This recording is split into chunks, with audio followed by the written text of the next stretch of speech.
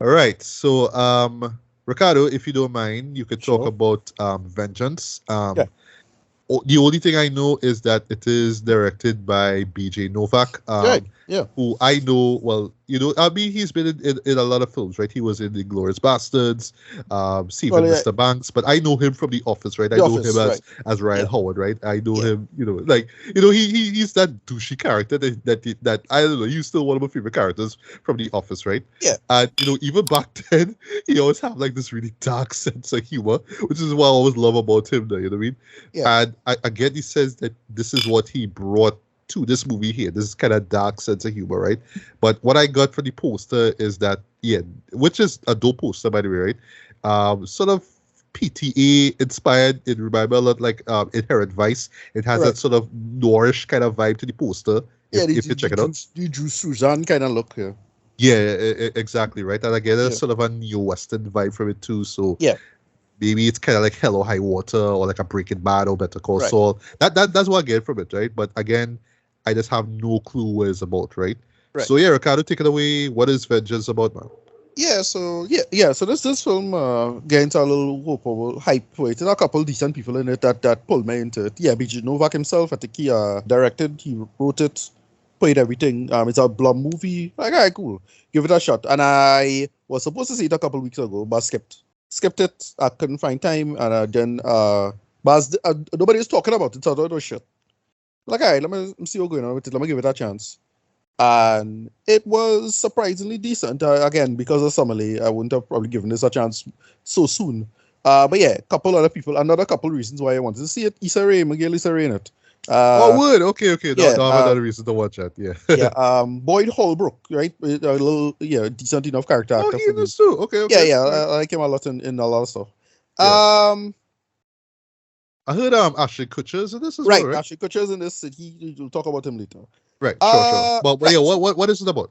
Yeah, so it's about this journalist, Ben, right? Played by BJ himself, right? He gets a very unusual phone call that well, apparently, his girlfriend died, right? Well, girlfriend, put her in quotes. And she apparently, I think it's she that had an overdose. I forget what she died from exactly. Yeah, overdose. And yeah, it's he goes from New York to Texas to attend the funeral. What's funny about it is her picture. The picture they use is like a picture barely with her in it. But it's more like a picture of him, right? So Right. that's a clever little funny bit in its own way. Like, and then so the film going normal, like how they're talking to each other is about grief and denial and the world, and show's going normal, right, for me until like the third act, where everybody um things come together in terms of plotting and whatnot. So yeah, it's yeah, as they say, Inherent Vice is like a kind of workable comparison, right? Strange movie, not that doesn't come together, a little not too linear in terms of storytelling, and that's why it works so well. Yeah, so basically they get to the story, the conceit involving the Texas Longhorns and him being in Texas and having to learn a bunch of shit about Whataburger and why, kind of culture shock stuff. But why it works is that it's characters who, and this is where Ashton Kutcher comes in. Just the idea of misrepresenting a person and how that works in its conceit. Why it is you think a person is a certain way, and the idea of they get into like a lot of cultural stuff, like people living in a for lack of a better term, a cultural bubble.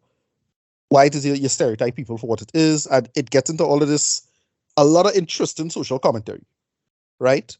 So there's another show that he did that I remember I was supposed to review, and I also kind of had to drop it. 'Cause again, I didn't find time to watch the whole thing, but I should have brought it up.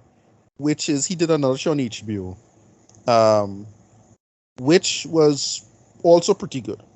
The Premise, that is the show All that right. came out That's a series. as a series. It came out last year, right? And the premise had a very similar kind of premise. Well, like a premise. It's an anthology series that was on FX. I thought it was on HBO. No, it was on FX. Yeah, he also created that, and that was also about like the idea of social commentary and modern, modern. modern conceits of how we should look at each other in terms of culture, and there's a lot of culture war stuff in it. And the only thing that pulled this down for me was the slow first act, because I really thought we was going to get some mumblecore bullshit. But Oh shit. yeah, but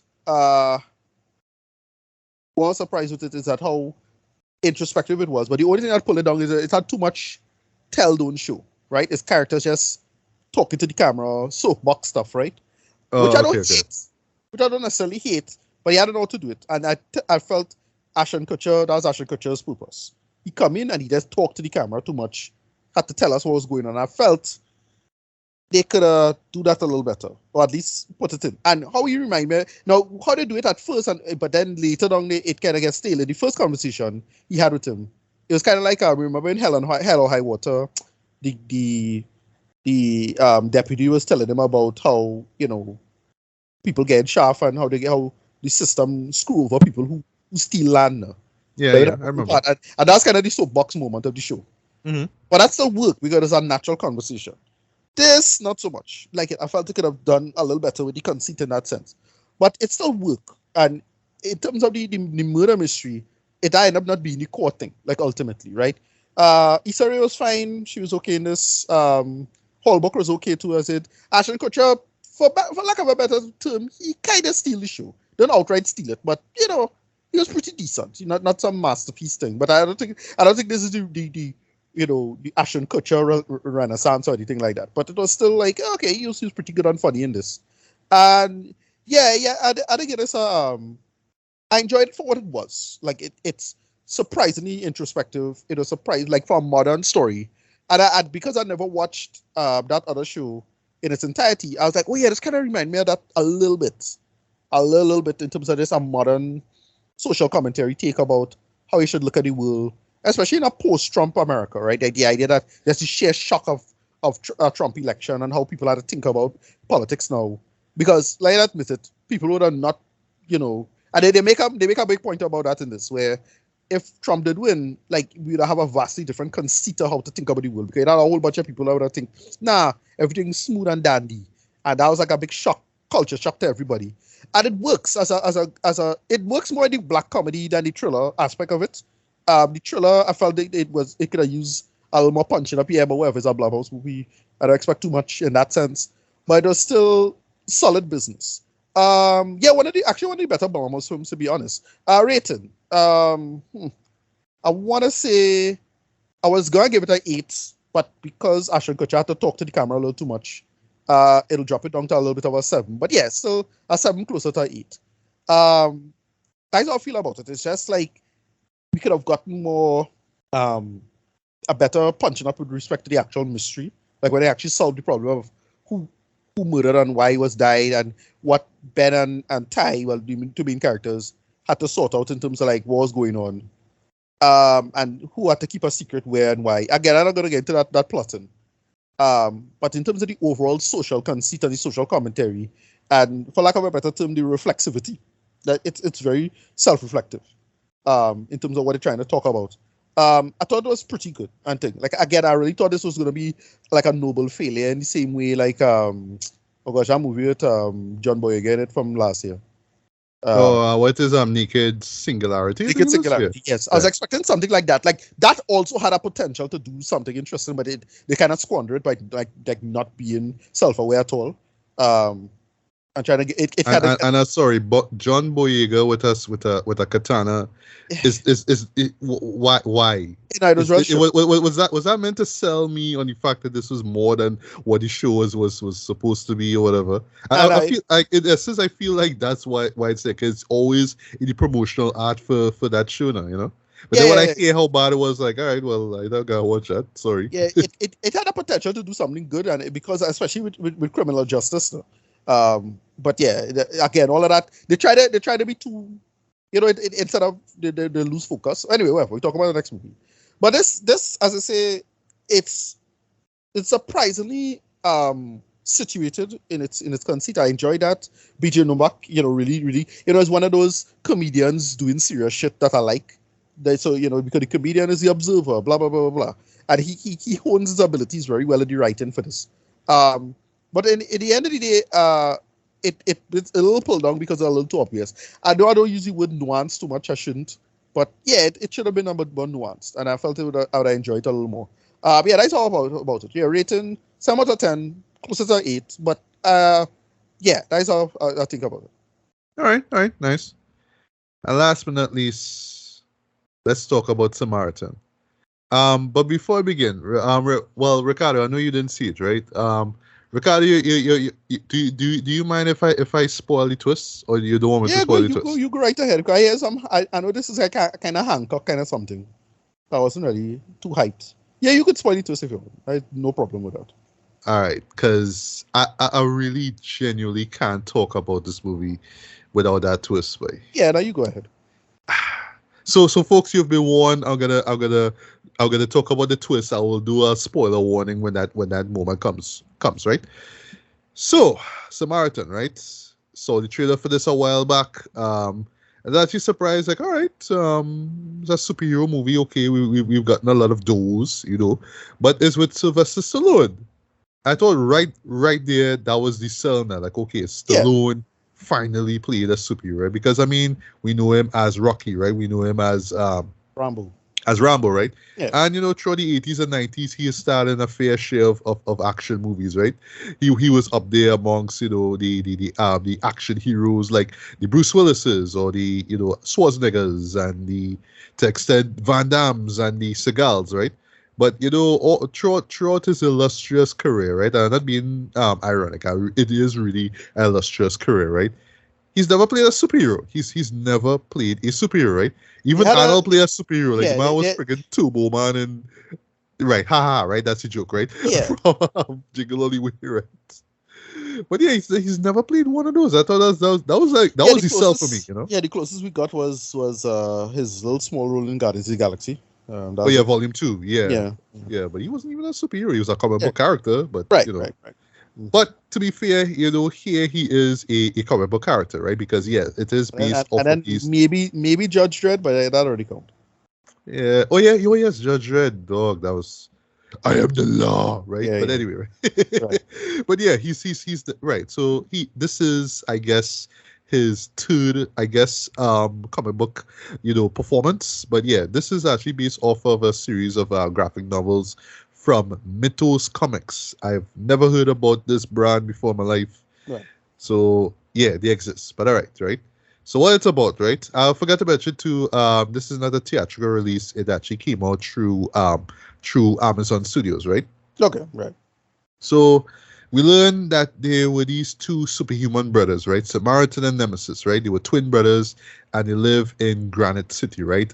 For the life of me, I think Granite City is actually supposed to be Detroit, but I'll talk about that in a bit, right? I'll talk about that, right? And, they established early on that they have these powers, right? But Nemesis, in particular, has this hammer, right? This big hammer, right? Kind of like this steel-like hammer. When I say steel, like, I mean, like, the character of Steel, as in John Irons. Right. Yeah. That kind of mallet, kind of hammer, kind of thing. Yeah, he has that, right? But apparently, this is according to the world of Samaritan, right? Nemesis filled it with his hate and fury and anger, right? So it's powered by that, right? And one night they had this epic fight, right? And they were all trying to play it off like these two gods at war, something like that, right? At this, at the fight, right? In the city, right? But anyway, and it ends with Nemesis dying and Samaritan pretty much just going into hiding, right? So Samaritan, right, who is played by, Sylvester Stallone, his real identity, his human identity in the film is Joe Smith, right?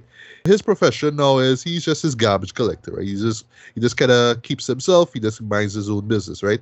In the meantime, as we expect, Granite City is suffering from crime, and there's a lot of gangs about, right? So this one particular gang leader by the name of Cyrus, Cyrus now decides that he wants to take back the city, right? And I'm gonna talk about allusions to Dark Knight Rises in a bit, right? So yeah, he wants to take back the city at all costs, right? And he's the one who trying to rally the citizens to fight back and all that kind of stuff, right? So there's riots and looting and all that kind of stuff, right? So while all the shenanigans going on now, we meet this kid by the name of Sam, right? Sam Clear, right? And his mom, Tiffany, just happened to be played by Miguel Dash Dasha Polanco, if you remember her, she was Daya from Orange is the New Black. Remember her? Okay, Yeah. right, yeah, Yeah, yeah. she did. So I'm like, what? Okay, all right, cool. And she was, Okay, well, last time I saw her was in the Heights, right? Which was one of my favorite movies of last year, right? But moving right. on, right? Yeah, and she's a single mom trying to get by, and but well, the kid in particular, he is just, I want to call him a fanboy. That's what he is, right? Right. He is enamored by the myth of Samaritan, right? And it's to the point that even he believes that Samaritan is still alive, right? And well, he kind of runs into Joe, and well, Joe pretty much saves him from being beat up from these bullies now. So of course, Sam, being the kid that he is, like, oh my God, it's Samaritan, yay, and all that kind of stuff, right? And well, they form this nice little father-son kind of bond in a sense, do we? So he kind Yeah. of teaches, well, so basically Joe teaches him how to stand up for himself, how to fight. It's kind of funny that he showed him a little bit of boxes. It's like, oh, okay, it's a little rocky thing. All Yeah. right, I see, I see, right? Um, but at the same time, though, Sam actually works for Cyrus, right? He actually does like these little small jobs here or there, right? But yeah, I mean, it's to the point that Sam and Tiffany literally are in danger, and Joe has to step in and save the day, and pretty much stop Cyrus, and to extend save the city from chaos, right? And I'll stop there, right? So let me just get the good out of the way, right? Stallone is good in this, right? He's not playing a character. He's not playing anybody new. This is not anything that we haven't seen Stallone do before. I mean, he has played in two occasions, two characters, two iconic action movie related characters who were quote unquote retired and washed up and want to be alone. And through some circumstances, they get brought back into the game, right? Yeah. We've seen this with Creed, right? With Rocky Balboa. We've seen that with the last two Rambo films. Him wants to Right. be alone. Well, what was it? The last one, Last Blood, I think it was. I skipped The that. new I one. hear Yeah, was shit. that one was in New Mexico. That was Yeah, real yeah, shit. I heard that. I heard that. It Yeah, was the just one in, I the set one in, a long setup, and then the end it was just a shootout. Like even the previous one, as problematic as that was, at least yeah, it had action. At least it had action in it, right? yeah, badass. Yeah. It was badass. A little too much, but it was badass for what they were going for, right? But anyway, so yes, you've seen Stallone play these old, weathered down guys before who, through some circumstances, kind of have to come back into the world and do what they're known for and all that kind of stuff. You've seen that before, right? But here, as you mentioned, Hancock, right? He is technically the Hancock in this show, right? Hancock, if you remember that one movie that Will Smith was in, which I still remember started off very good, Yeah, and it it didn't work just at it all. just it just went off the Well, rails yeah, after that. Will was terrible. It started Whoop. off again. It's because they do that nonsense with Charlie Theron. That was crap. Yeah, They boy. should have dropped that bullshit. Whatever. And they could have do so much with the idea of, all right, I'm a superhero and I don't care. I'm a Totally. drunk now. Leave me alone. They Yeah. could have do so much with that, and they That just is drop it. weird. Just drop Yeah, it. that's weird. I don't know whether it was supposed to be angels or some nonsense. I don't know what it was. I It was Yeah. unclear. Oh yes, there was. Dude, I forget about that. Yes, that was true. Yeah. There wasn't like metahumans or whatever. They were like, Weird shit. it was weird dumb shit. But anyway, right? So it's like that, right? The kid himself, not familiar with the actor himself. I think he was, for what I seen here. Oh, I last saw him from. He was the third season of the Umbrella Academy. He was that Okay. kid that I fucking hated. I wanted to slap the shit out of the kid. Yeah, so they had this kid character show up for Diego. He was supposed to be Diego's son, but the boy was just being a goddamn brat in all the worst ways. Yeah, like I don't remember, is that kid, right? It's him. Okay. This Hispanic kid, right. Okay. But yeah, hated this character in Umbrella Academy. But yeah, he's fine. He's quite believable as this kid who, just wants to do right by his mom and just wants to survive in this world, but he's just enamored by the idea of a superhero, right? And that's why he kind of obsesses over Samaritan, right? At times he could kind of get a little dwied about the whole idea Right. of Joe being Samaritan. Like, oh wow, you know what I mean? There's always like that. They're like, wow, what you know what I mean? So, you're so cool and all that kind of stuff. And let's say that's what he says, but it's how it comes off at times, right? Like he is just so in awe of this guy now. But when you see him, it's like he's just this old man who just don't want anything to do with anybody. It's like that, right? But it kind of makes sense given what they're going for, right? The direction is good, not great, but it good. It's serviceable for what it is. You know what I mean? Yeah. And that is where I had to stop, unfortunately. Right? This was how to describe this. This was actually an opportunity, right? Because you have to keep in mind, right? So let me be real here. As far as with superhero movies, right? It's a oversaturated niche right now, right? Every year we get like about 10 of these, right? We get TV shows and movies of this, right? And it's so funny that it's coming from the same studio who puts out The Boys, right? Right. So we've pretty much seen a lot when it comes to the superhero genre, right? So when you're bringing in somebody new to the table, especially from source material that nobody knows about, unless you like some real diehard comic book collector or nerd, then yeah, you're probably familiar with this character. But other than that, I don't think anybody going into this knows about Samaritan at all. This is not an Image Comics thing. Character is not a Dark Horse character. It's from Mythos Comics. I don't even know who they are. I guess it's an indie brand, but I don't know. Anyway, right? So how they get a green light at all? that's the thing, though. So you had to bring something new to the table with this, right? Now, I will give the show credit, right? You want to go dark with this, right? But by now, like, who hasn't seen a dark superhero show, right? And this is where I'll bring up the Dark Knight Rises, right? Out of everything, the show really reminds me of that, right? The hero who used to protect the city is now gone, and now everybody's all like cynical, and now this one body comes and creates chaos, right? And literally, swear to God, there's a moment with Cyrus talking to some citizens, some townspeople, that legit remind me of Bean when he was like in front of the court. What was it? I think it was the court. No, it's before the football field moment. Is where he was at the jail. I think it was, right. Okay. And he had oh gosh, Commissioner Gordon's letter talk about about keeping Batman's identity a secret and all that kind of stuff, right? Everything was all built on a lie, right? Remember the moment where Bean was talking about, so all of this was built on a lie, and I want to give the freedom back to you, the people. That's my Bean voice, right? So he's doing that bit, right? I just watch this like, God, this is just such a pale, parody. It always feels like a parody of this. Let's have the guy with a mask on. Yes, the guy have a mask on, and doing the same kind of speech, right? And yeah, man, I just watched this show here, and I like, none of this feels original. None of this feels fresh. I've seen this before. You've seen the washed up superhero before, right? Hancock, right? You've seen the kid who is enamored with him and wants him to come back. You've seen this before. You've seen the city in chaos, and this one guy wanted to build off of the chaos. I mentioned Dark Knight Rises, right? All of this, I've seen this before, right?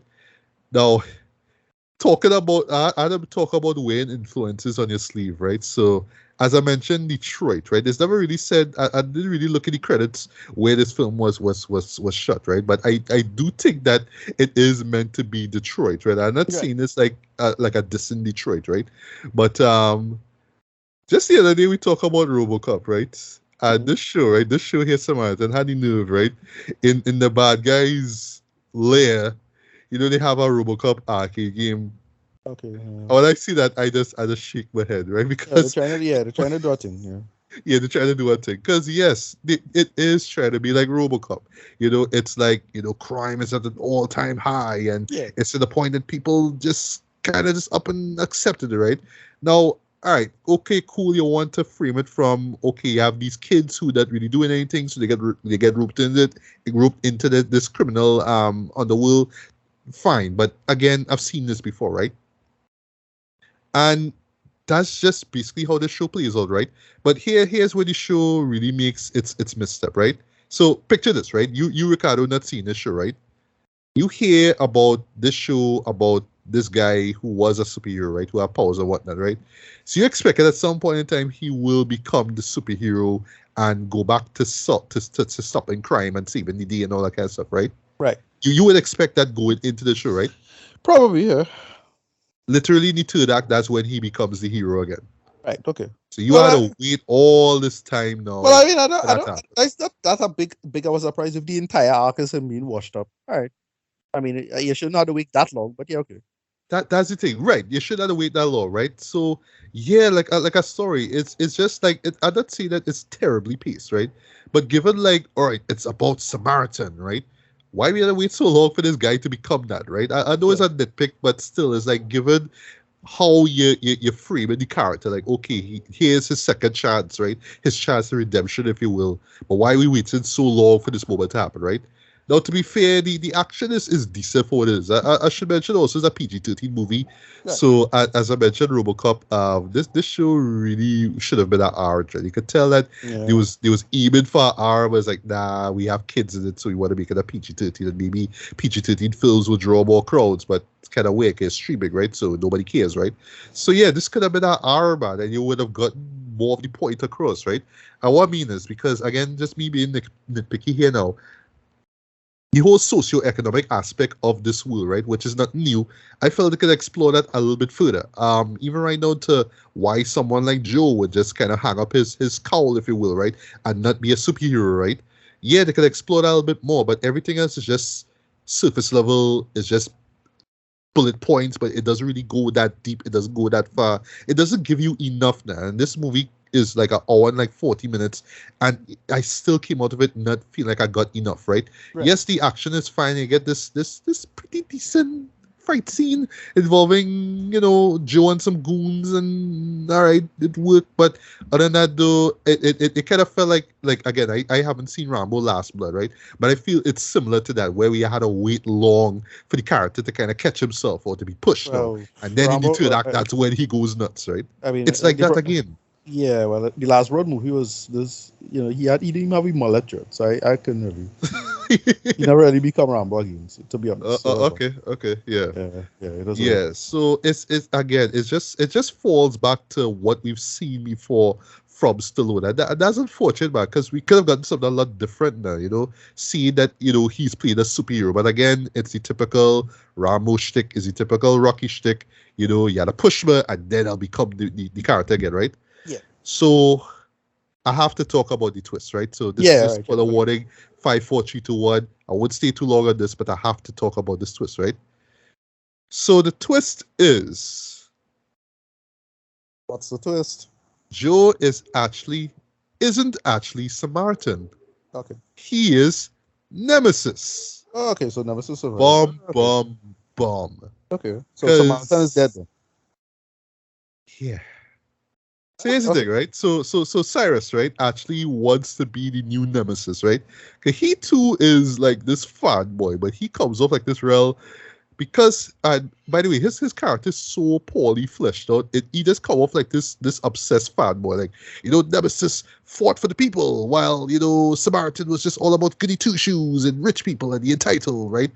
I get that, but the show doesn't even like develop his character enough for you to understand why suddenly he want to be Nemesis, right? So Right. out of the blue, this normal guy who just doing all this gang shit now, he just up and decide, all right, today is the day I want to be Nemesis, right? So he get the Nemesis mask. He broke into the police headquarters now, stole the mask, stole the hammer, and then he said, you know what, I gonna be the new Nemesis, ha ha ha, right? So yeah, when Joe revealed himself and he tried to be Samaritan, he's like, yeah, cool, I gonna try to fight you, right?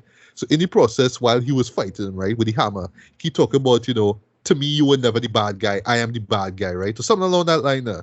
And that's when Joe says, no, I was always the bad guy. And that's when he revealed that, he was actually Nemesis all along, right? So to touch on Samaritan, what really happened to Samaritan, right? I'll talk briefly on this, right? So remember that whole fight in the power plant, right? So what happened is, again, typical, superhero cliche. They at this, it's fire all about. They at this platform. The platform breaks off. So Nemesis is holding on to Samaritan, right?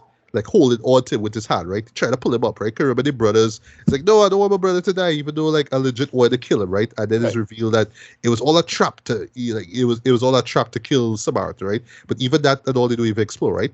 So Nemesis trying to pull up Samaritan, right? Picture this, right? Trying to pull up Samaritan, right? His fingers slip off and he falls off, right? But in the process of Wait, quick question. They're twins?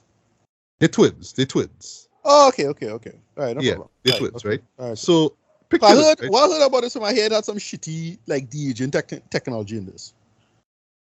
Oh, you mean in terms of right, yeah, could they kind of make Stallone look a little younger, but Right. that was during that flashback scene with the power plant, right? So Right. picture this, right? Again, both characters are masked. They have the mask on, right? So Nemesis is trying to pull up Samaritan, right? Samaritan figure slip in the fall, right? Yeah. I literally had to watch the scene about 2-3 times to make sure I see what happened, right? So the moment he falls, right, into the ether, right, and dies, right? Somehow, Nemesis was able to pull off Samaritan's mask off his face before he dropped it. Right. And that is how. And he just up on the side. At that particular moment, though, he just Nemesis takes off his mask now, and then that's when you see the DH Stallone now, and then, the DH Stallone decides, all right, I'm just going to assume Samaritan's identity, so everybody thinks that Nemesis died, and, we just spin the story, and so said, so done, right? So you want to be, he pretend to be Samaritan. Okay, so why? Yeah, so that's the thing. They don't really establish it, right? Okay. No, the show. So it's like a guilt thing where he want to be the hero now or something like that. That's what the show tried to. That's what the show tried to say. What that cartoon that Mega Mind, remember Mega Mind kind of do that where. Oh yeah, right. Yes, it did that. Yes. Kind of. So it's like this kind of weird guilt trip thing out in blue, right? Now they're all trying to justify through the movie that, all right, Joe, kind of learned the errors of his ways, and now he's trying to be righteous or whatever it is like that, right? But the show didn't even stop to even explain that or explore the character even further. Because when that reveal happened, that's during the big fight scene and shootout and whatnot near the end, right? But you can have a great moment afterwards where you kind of like tell the audience, well, dude, like, why all of a sudden you just decide to turn good when when you were bad and wanted to kill your brother and legit trap the guy. You pull this elaborate scheme to kill your brother, And at the moment you see him close to die, you just catch his guilt trip and like, all right, I need to save you, and now I need to be a good person, a good guy all of a sudden. It makes no sense, right? Okay. But again, I have to go back one last time, again, with the fingers slipping off, right? How in the nine hells, right? Okay. Stallone's character was able to pull this guy mask off the moment he fall off and die. Yeah. Well, how? I watched this thing like 2-3 times. I watched this thing like, how? Yeah, it's a weird crappy attitude. And Amazon Studios had the balls to just sell me this and tell me, yes, this is a twist. In the process of this guy trying to pull his brother into safety, and he brother's hand slipping, somehow he was able to grab this guy mask on before he fall and die. Okay. And that legit took me completely out of the movie trend. And the movie real trying to sell you into this fact that, oh my God, Joe is actually the bad guy all along. Right. But still, like, why? What was the explanation behind that? Why? Done. So why he just decided to like not be a hero either, because remember he just stopped. Yeah, it's not like stop. Exactly. It's not to say that he take over Samaritan and pretend to be the hero. He just becomes a garbage man or whatever it is, right? So yeah. Okay, I don't watch this myself and see something had to be missing there. Although with something that it's too dumb to like not have a fact missing. Some bullshit. Whatever. Yeah. But I have to mention to the editor, this kind of shit in this though. Like scenes kind of just end abruptly and just cut to next other moments as well too. Of course, as it is being a PG-13 movie, they really like try to cut corners in terms of like the violence being shown and whatnot. You could see it, right? And the editing makes it even worse by in some spots, right? But yeah, man. This at the end of the day, this just felt uninspired. It was just been there, seen that, and like sorry, this just brought nothing new to the table as far as superhero movies, right? So in terms of why this thing was greenlit in the first place, I really don't know. But again, I think the sell is just Stallone in this. Stallone is in a movie that you could watch at home. That's the sell. I'm not knocking Stallone as being this terrible actor. I mean, he has starred in some great films over the past decade. Like even right down to Creed 2. I think Creed 2 is great, right? Yeah. So I'm not saying that he was miscast for this, but I just felt like he was just playing too much into a familiar trope he does, the whole washed up badass who wants to just live a normal life, but life doesn't see things like that, so he has to go back into being this violent person. I thought I and thought I was out, but they pulled me back in. yeah, it's that again. It's Yeah. since the point that literally Stallone could just play this character in his sleep, right? You know what I mean? I should mention too before I get to rate it, as far as powers go, man, like you see what I was talking about, the whole idea of waiting long for the hero to finally show up and be who he is. It's just super strength. That's really what it is. He have super Right. strength. He have this weird weakness that he overheats. It have nothing to do with like external forces, right? Because like during the climactic fight, which end up involving flames, right? Because it has to mirror what we saw before with the power plant, right? Because that's how lazy the script is, right? We had a replicate moment, right? So you must have fire because it's two brothers, or I should say Samaritan and no, I should say Nemesis and Nemesis to fight each other, so we have to have fire around, right? So in my head I tell myself, so it's because it have a lot of fire, that's why he overheats there, right? And he has to cool himself down, right? So I was thinking maybe it had something to do with like heat or cold, right? Right. But actually, it's just if he exerts a lot of energy, that's what happens, right? Right. Kind of weird, but he just kind of says that's his weakness. So he has to. Well, it's kind of funny, but it kind of makes sense, but kind of doesn't at the same time. So he has to like eat cold food. So he goes home, he eats ice cream, and to cool his body down. There, what I mean, it's like that. But it's kind of dumb when you think why about you it. eat cold food? I don't know, but it based on the small intestine or something. Okay, no? I don't know, but to the show's credit, there was actually a really smart moment where Sam, as a kid, ended up opening this fire extinguisher and pretty much wet Stallone down, well, Joe down there, you know what I mean? Because his heart was racing and all that kind of stuff too. That's another thing that happens, right? He can literally like get a heart attack and die if he doesn't cool down, right? Yeah. But still, like, this is kind of weird. Like you would think Nemesis would be the heat person. So I don't know. Like I don't know if that's the point. Like Samaritan is supposed to be about water, but Nemesis is about heat. The show never explains it, right? Okay. But again, but the thing is, who knows what powers they have, because that could have been the big sell now. Like that could have been the telegraph. Like, okay, Nemesis was always a heat power, so seeing him heating up would have been the sellout. I don't know. Well, yeah. And with all this stuff about them being so super powered, right? All right, Nemesis have a hammer. Okay, he fills it with rage and hate because movie. That's why. But like again, all you giving me is just, all right. I could punch things. I could kick things. Okay, but what's new about that? What's so special about that? Like they don't fly. They don't really do anything outside of I have super strength. So again, you don't really give me anything in terms of who this superhero is, like in terms of skill sets and whatnot, that why I should care, right? It's just all right. I have powers, right? I have super strength, and that's pretty much it. Then I could. Oh yes, and he have regenerative abilities, but all right, okay, but nothing about that feels special. Nothing about that feels original or fresh or new, and that's really what I could say about this movie here, boy. But no lie, though, that twist is just so poorly executed. It almost feels like a slap to the face, though. And then the more you think about it, you realize how dumb it is. You know what I mean? So at the end of the day, it's just a wasted opportunity. This could have been a great moment to like really examine and more or less humanize the idea of what it means to be a superhero, right?